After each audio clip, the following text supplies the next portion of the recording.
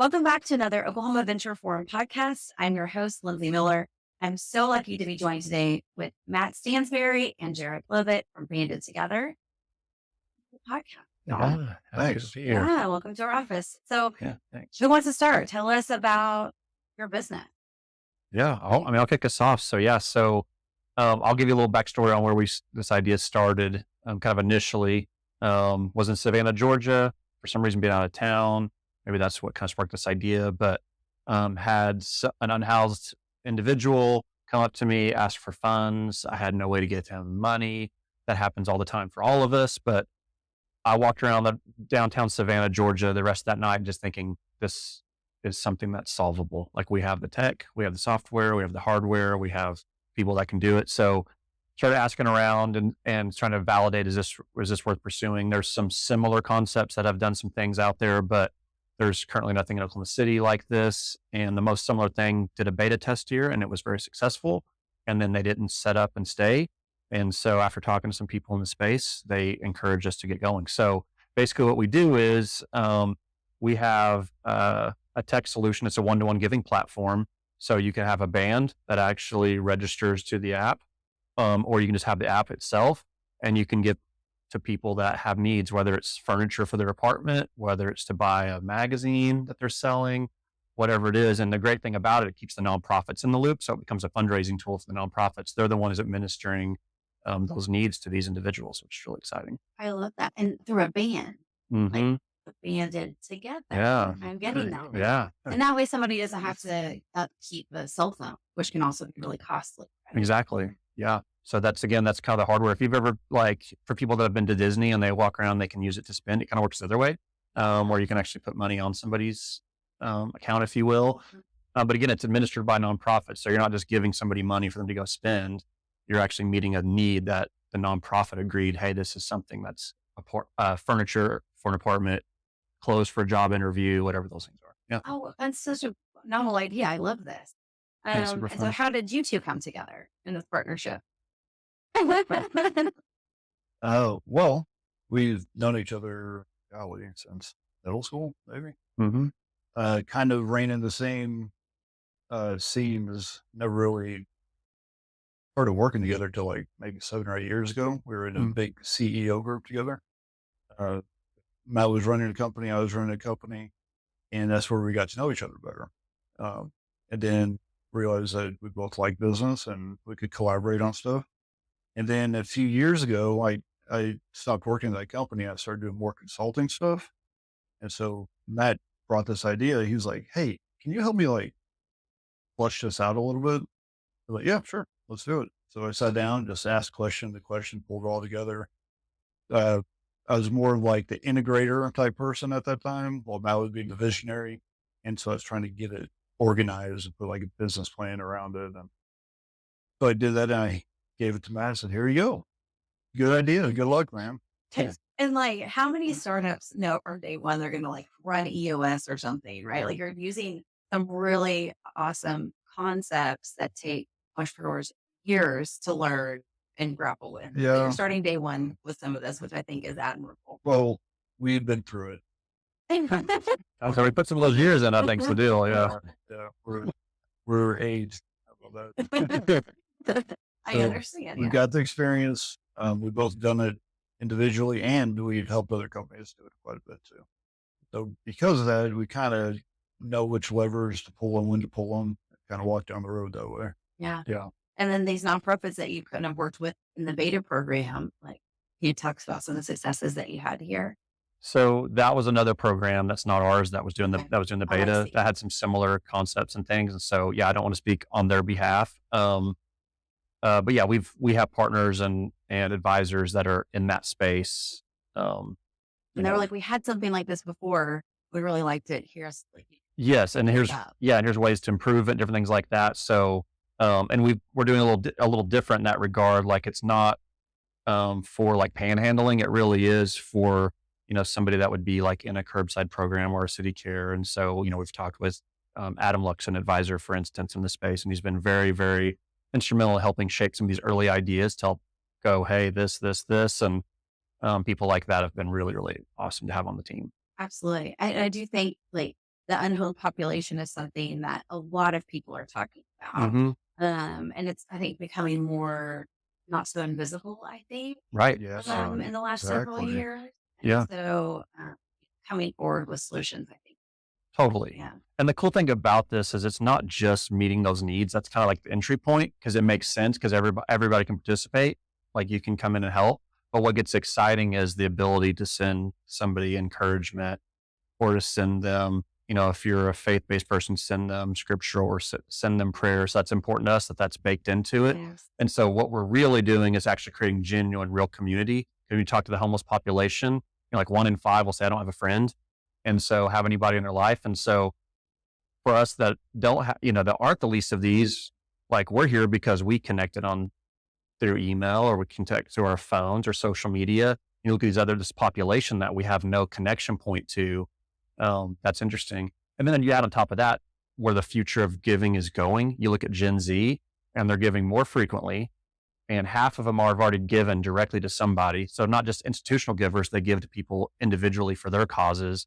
And so they're coming up that way. And then you can keep just going down that path, right? Then you talk about just the transfer of wealth that's coming to these people, and that's how they want to give. So we're excited to be creating a solution that I think ties in with where things are going. Absolutely. Okay. Yeah. Talk to me about the like heart to heart piece of the app, because I do think, especially in tech, we get so caught up in like the cool things we're building, but I'd love to hear that connection piece and just a little bit more around. So there's a fundamental piece of this that is going to be in person. Obviously, the band, the hardware, and that allows people to be connected to begin with.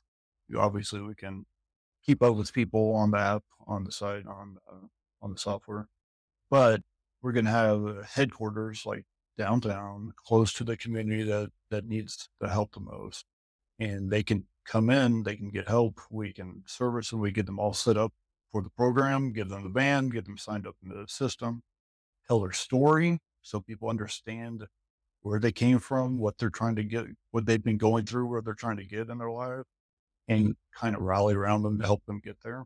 And then we'll also do fundamental things like vital docs and store the vital docs. Like a lot of people who lose their homes and all of a sudden, where do their vital docs go? And then they can't get a job, and then they can't open a bank account. And then, so just the fundamental stuff around it. And those are not, again, those are not our ideas. That's coming from the nonprofits that's trying to serve these people. And like, man, it'd be great if they had this and this. We're like, oh, we'll do it. We'll do it for them. We got it.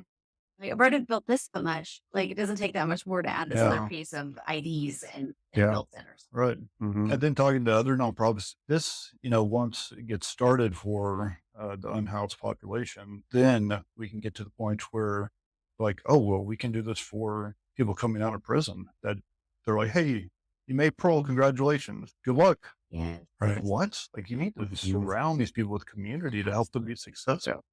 And then same thing with foster care. The same thing with abused spouses. I mean, it can just go right down the line of, you have all these great nonprofits out there. Let's give them some more power. Let's, something that they can focus more on serving rather than trying to raise money all the time. Let's help them do that. Yeah, absolutely. Like from a former fundraiser, like It can be tough. because it is. Yeah. You're just constantly trying to do the cyclical part. And you're right. There are people that want to help. And how can they? Like you heard that story about, if you have your car and like it's broken down on the side of the road and like no one stops. But if you hold up a sign that's like, I just need a jack or I just need to make a phone call, then like people will stop because they like have this specific thing. Yep. That Exactly. I don't know. That car's broken down. I don't know how to fix that. Oh, they just need jumper cable. I said that was like, sure. And so I can do that. And that kind of was I love that you say that. Yeah. for me, listening to you all. Yeah. That's what it's specific. Yeah. Yeah. Oh, I can help somebody with a bed that they just got into like an apartment. Oh, Yep. I'm in. Like I want to help with that. And then connect with them further and offer thoughts or prayers. Yeah. Connect with them more. Like Correct. really impactful. Yeah, this actually empowers people. That's the whole point of it. Yeah. Is it?